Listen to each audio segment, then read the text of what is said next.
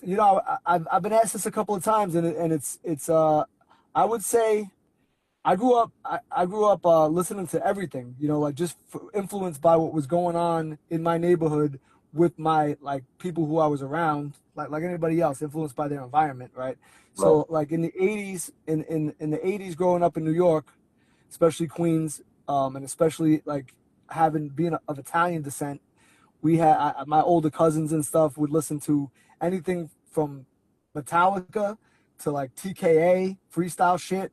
Mhm. You know, they like to party, go get chicks, go to the you know what I mean, the dances, so like that type of stuff. So I got raised with a lot of the stuff from that era, but I had a lot of anger as a kid because I was thrown out of my house when I was 16. So I was out on the streets just repping shit, doing shit, dealing with shit.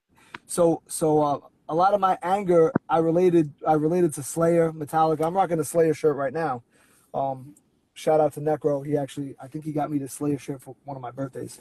But anyway, Dope yeah. man.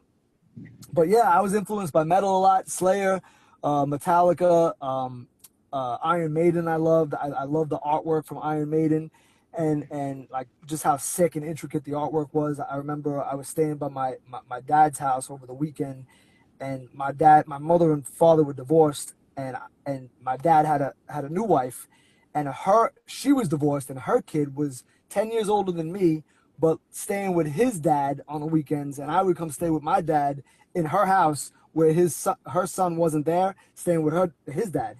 So like I would stay in his room, and his room would be laced with like Van Halen, Metallica, fuck all the posters on the wall and shit with the Eddie from Iron Maiden, and that should bug me out because I was young. I was like maybe 8, looking at all these crazy artworks, and then I got into his record collection and his tape collection. I was listening to the shit.